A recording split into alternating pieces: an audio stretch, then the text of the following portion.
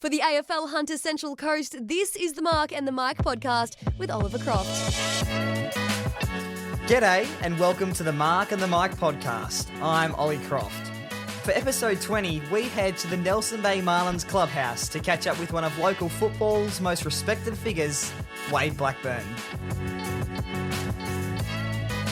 Wade has played more than 200 senior games, as well as experience in AFL Sydney, winning the 2024 Premiership with the North Shore Bombers.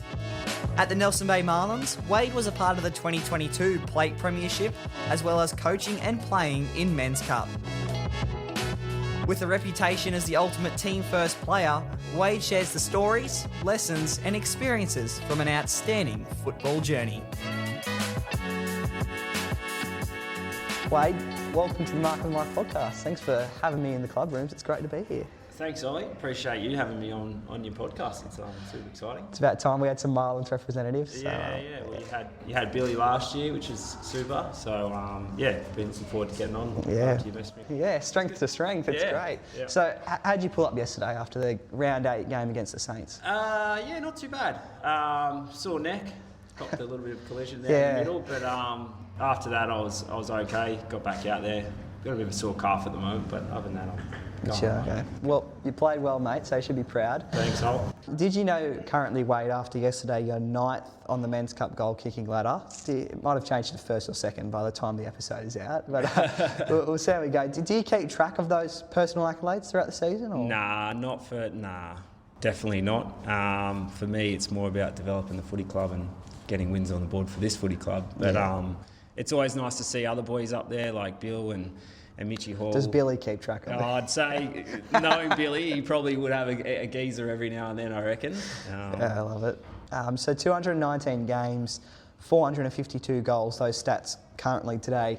Where did it all start for you, Wade? There's years and years of Australian football invested in those sorts of stats. So originally, I grew up playing soccer and then league, and then I started Oz Rules when I was probably maybe 14, 15. With the Marlins? No. So I originally played my first game up in Queensland for a Northern Storm team that was down below Northern New South Wales, on the border there. Played in the Queensland comp, and then moved back and played juniors back here for the Marlins in some joint ventures and stuff like that. But goal, I always wanted to just be a mid, but then I started kicking some goals towards when I moved to Sydney, and then kind of got stuck down there eventually. Sure. Coaches left me down there. But since being a coach, I'm trying to move myself back up the ground a little bit to get my hands on the footy a little bit more. So but it's always nice to get on the end of a couple. So what are your strongest memories as a junior pulling on the jumper for the Northern Storm or the Marlins? Probably the joint ventures. There were some good people around. My old man coached back then in the under-16s, and I think we won a flag in the under-16s joint venture against Cardiff. So that's pretty fond memory for juniors and that. So and then I think we reached a couple of grand finals with Nelson Bay in the 18s and that as well when they were juniors. So a couple of them was pretty good. Oh, they're great memories. Yeah, and it's always good to see the young teams doing well out here now, so that's important for us as well as a footy club. With especially joint ventures, there's obviously a lot of different people that come to the forefront that help you develop your playing and coach you, and different people from outside your regular club. Are there any people who deserve some recognition after all these years? Give a bit of a shout out to? I think my old man, definitely. Yeah. He's always been probably the biggest influence in my footy career, other than a couple of coaches in Sydney. Their junior days, definitely, my old man had a lot to do with footy and that. And then just the people around it, off the top of my head, probably can't remember too many, but just the people that were supporting him, I guess, were really important for us as a group. So yeah. As a kid, was this your dream job? Australian rules football at the elite level? Did you want to be an AFL player? There was definitely a point in time where I wanted to play at the top level. In probably early 20s. Probably my early 20s and that. I definitely, and maybe in the juniors, definitely thought I wanted to play at the top level, but unfortunately it didn't happen. Have you got a claim to fame? Have you played with somebody from the top level, or? Yeah, obviously Craig Bird, played a bit of footy with him. No one else. I've played against a few people in Sydney and that like that. Yeah. But no one really comes to mind on my team, no, other than probably Craig Bird. Were you around when Heaney was playing for Cardiff? Yeah, we were playing again. He was a bit young. He's a couple of years younger than us. Sure, okay. But he was always playing up, and yeah, we always had eyes on him. He was a talented footballer, and obviously it's showing now as well. So he's a star of the competition. But yeah, he was a bit younger than us. But he was definitely playing. We always had a good little rivalry with Cardiff and Nelson Bay back then. Yeah. In some finals, so yeah, it was good. Still do in a way, really. Yeah, it's always good to compete against that lot, so yeah. Yeah, it's awesome. So you've been involved with multiple clubs. You've had the chance to represent AFL Sydney, of course, the Marlins. The Inner West Magpies, was that an important chapter in your footy journey? Tell us a bit about that. Yeah, so I moved over from Balmain Dockers. So when I moved to Sydney, I went down and played for them. And then I had a lot of teammates who were from Perth who were playing for Balmain. And they all moved over to Inner West once Balmain kind of folded. But they didn't necessarily fold. They moved down a couple of levels, and we decided as a group of players to go over and play at Inner West. So I spent a year over there. It was a good year. I think we took them to the first. That was their first finals in a little bit. Unfortunately, I didn't stay there. I went back and played with a mate after that. Yeah. Back at Balmain Tigers in a lower division. But yeah, no, Inner West they're a great club. And they're always striving to make finals and that. They're just probably lacking a bit of depth sometimes, that's all. So, yeah. So all these clubs, most of them are situated down in Sydney with Balmain and the Magpies. Yeah. What was the decision or mindset to be a part of those clubs? Was it selected because you were simply good enough? No, probably the push of mates and that going over. And then, I still had to work hard to get into a footy side. It's probably more mateship, I think, moving over with mates and stuff like that, yeah. That's awesome because... You know, Australian rules footy, one of those sports, it's all about the team. So that's great to hear. Yeah. North Shore Bombers, another club. Tell us a little about the experiences there. Has it got a funny story from that time, or? Oh, there's probably plenty of funny stories. I'm not great off the top of my head, but I spent from 2016 and I'm still supporting them all the way to today.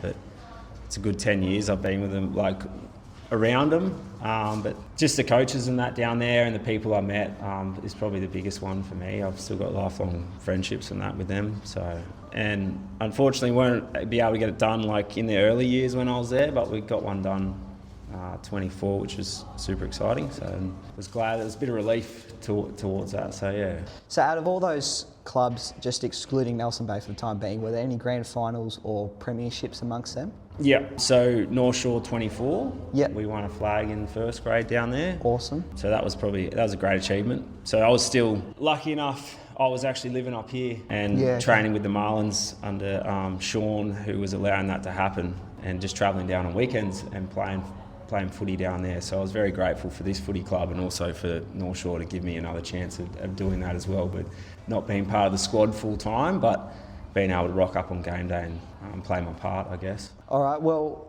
we sit in these impressive clubhouses. It really is like an asset to your club to have this sort of thing. Yeah. A fair bit of silverware along the walls, but I suppose does one stick out to you? Is that the 2022 grand final? Were you a part of that? Yeah, I was part of that one. Yeah. It sticks out, and definitely good bunch of blokes, and we competed we had a decent side. And we won the grand final. We had well, you could say a decent side. Yeah, it was good. Yeah, it was a good year. We had a fair few good footballers in that group. But reserve grade's always great. But I'd always love to win a first grade one. That's the ultimate goal for this footy club for me. Yeah, for sure. It's a big achievement. Final siren in the 2022 grand final. What's the first thing you remember seeing, hearing, feeling in those moments when you knew you'd got it? Probably giving my brother a hug, I reckon. Yeah. I was playing with my brother that year and I hadn't been able to play with him most of my juniors or seniors. So that was probably the biggest achievement. That's awesome. Yeah, playing alongside my brother and doing it with him, so yeah. Yeah, that's great. Do you still play alongside your brother now? Nah, he unfortunately did his knee last year and he's avoiding contact sport at the moment. As much as I'd love him to come back, it's the right thing to do is to keep him away from it. So yeah. So you've played a lot of football. Where does your North Shore Premiership and then your Marlins Premiership rate in amongst your footy journey? It's pretty hard to go past the North Shore one. Yeah. That was a pretty big achievement. Just the group of players we had down there, and been striving for it for like 17 years as a footy club, but there was this period between 2016 and 24 where we were a very good football side and just couldn't get it done on finals, whether it was prelim finals, grand finals, and then to get it done that year was pretty special for the footy club and everyone that was involved, I think, yeah. Was there a moment during the North Shore Grand Final where you were like, oh yeah, we've got this is ours, or was it sort of till the very end it swayed? It still could have gone either way the whole game, but I felt like we had a pretty dominant first quarter. Yeah. And I kind of had a feeling that, we worked pretty hard that year, that we weren't going to let that one slip, that's for sure, once we got in there. Yeah. And we got a comfortable lead at quarter time. We were in a good position, definitely, to try and go on with it, yeah. I love that mindset of, we're not going to let it slip. Yeah, definitely, that was probably a big one, yeah. I've heard the celebrations after grand finals can be a bit wild. I can imagine it was probably a big party afterwards. Yeah, it was a decent one. I think it was definitely a three-dayer. Back to North Leagues, and then Sunday we were on a boat in the harbour, and then Monday was back at one of the coaches' houses. It was 3 days of proper enjoyment, I think. Yeah. I mean, I know it was 2 years ago, and even your men's plate one was even more longer than that. But congratulations, they're fantastic. Thank you, yeah. So in football, people often see the highlights, crazy goals, big tackles, but they don't see maybe, if any, the difficult periods that you go through. So has there been a really tough mental challenge or something like that you've faced through your football journey? Yeah, I went over to Perth when I was 20. So this is the year I was at Inner West, and I was with East Fremantle over there, and was looking to stay on with them. Had a really good pre-season, and then my wife decided to put me on the Recruit TV show back in the day, and I decided to give that a go. So come back and join that. Got through majority of everything there. Got into the later, I think it was high teens of selection and stuff like that, so the game, finished all that, and then just to miss out on selection and making the top 12, that was pretty difficult to come back from. Sure. So they hit home a little bit, and then I went just back to normal clubland, and it didn't really, I thought that was probably it. That was my last chance, you know what I mean, to give it a really hot crack and see where I could go. But after that was a bit of a downhill, and then had some down years with footy and that, and then obviously when I went to Norths, that was when I picked it back up again and started enjoying my footy and stuff like that. So there's definitely a down period there. Yeah. So when you missed the top 12, how did you deal with your disappointment when you've invested so much physically and emotionally into football? Yeah, I don't know. I think it's just having good people around you, I guess, and having other stuff on your mind that you can go back to, and getting back to just enjoying the people that are around you, and footy, the footy club that you can go back to, and mateship's a massive one, I think. So All right, let's talk about something that I'm sure a couple of footy fans can relate to: the Marlins Men's Cup rise in 2025. I mean, holy moly, the winning margins from you guys at the start of the men's plate season last year, they were huge, like a cumulative, I think it was 564 points you guys had stacked up over the first 3 rounds. The Marlins are back in the cup this year, but your team has made enormous progress to get to that. From your perspective inside the club, what changed that season?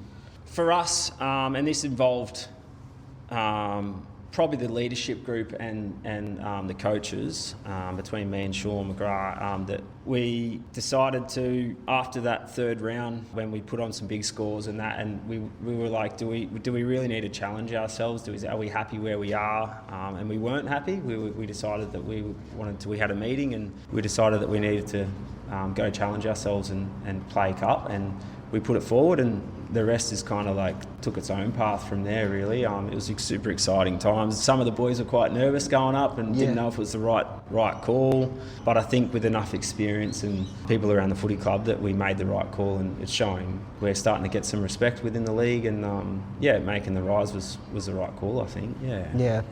Look, played a fantastic game in the elimination final last year. You even made finals, which was huge.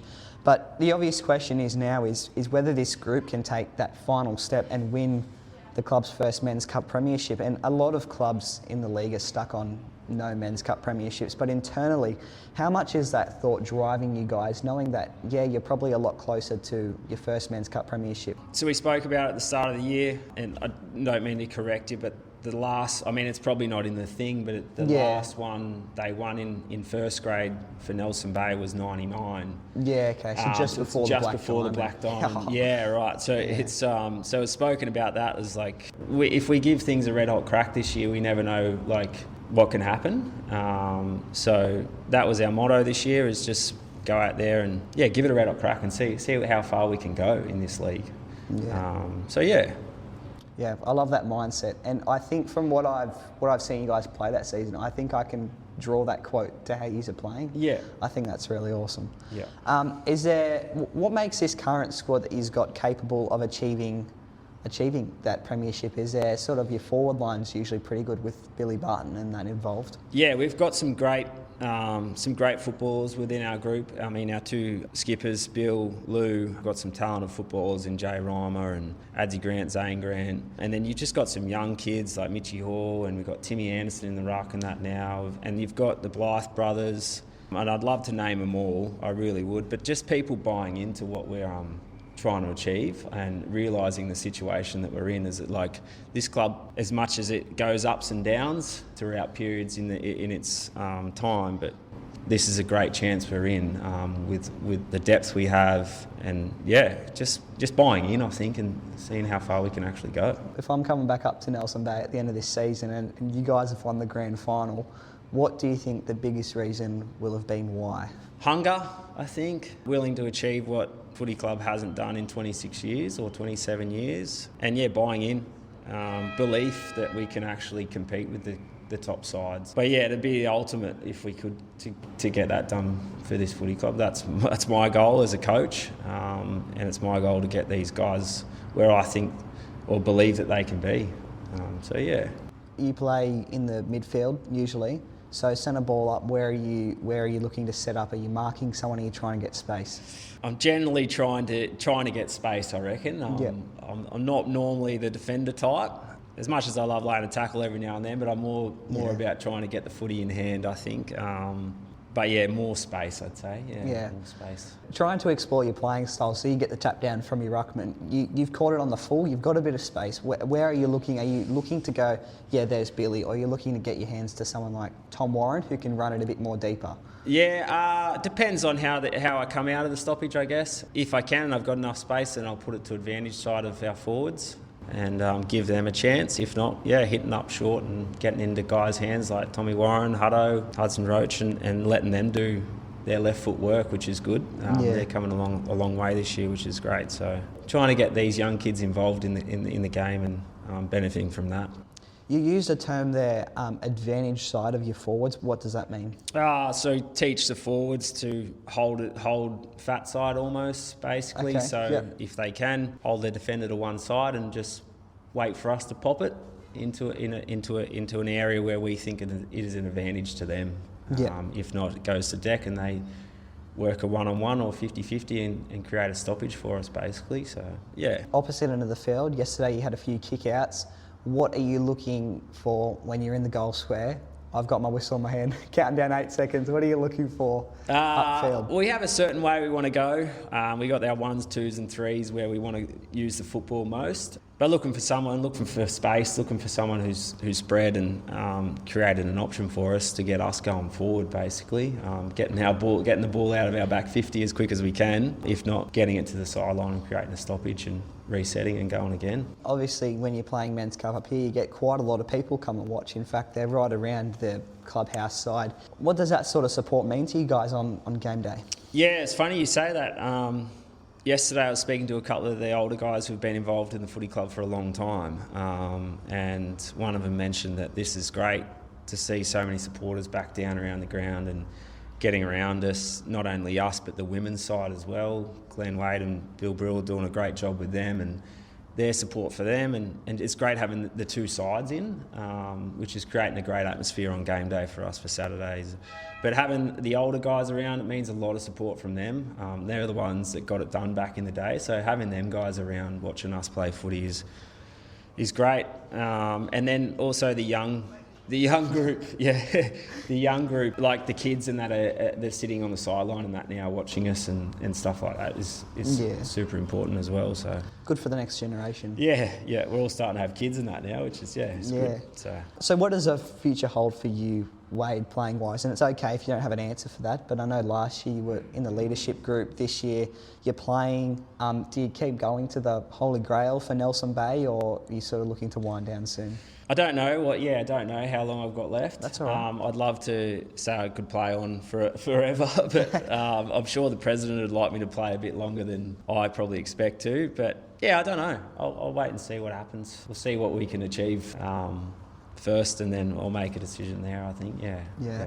And if you could go back, I just spoke to the young Auskick kids, they've got the whole footy journey ahead of them, but if you could go back and speak to the young Wade Blackburne pulling on the boots for the first time, what advice would you give him, knowing that he's gone on to win premierships, play in Sydney, all these opportunities? Tough one. I think just enjoy it and enjoy. I know it's hard at that age, 5, 6, 7, 8, 9. They probably don't get it, but the mateships you'll build eventually when you move to a senior footy club, and that they last for a long time, and you should enjoy them while they do last as well. So yeah. Finally, when your football journey is eventually looked back upon, what do you hope people say about the impact you had on the clubs, the people around you, and the games you played? Probably that I was a good mate, did everything I could to make a football club a better place, an enjoyable place to play, and just a respected teammate, that you could go out there on game day and you know that I was going to give it my all as well. So it's probably a good one. I think you're doing that pretty well in your own way. Last thoughts you want to leave with? Any messages to the playing group, or thank anyone along the way? Thank the sponsors, mate. Probably a bit cringeworthy, but obviously you always thank your parents and all that for doing that stuff throughout your junior career and that to get you where you are, and give me the confidence to do what I do. But big one for me is, two coaches for me, is Ryan Meldrum in Sydney. He's a big one, and then obviously this man that's in front of us, Sean McGrath, is another massive influence on why I'm still involved with the footy club and doing what we're doing. So it's probably some big thank yous there. Well, that's awesome, Wade. Look, thanks so much for joining me on the Mark of the Mike podcast today. Best wishes for the rest of the season, and thanks for having me in your club rooms. Thanks, Ollie. Appreciate having me, mate.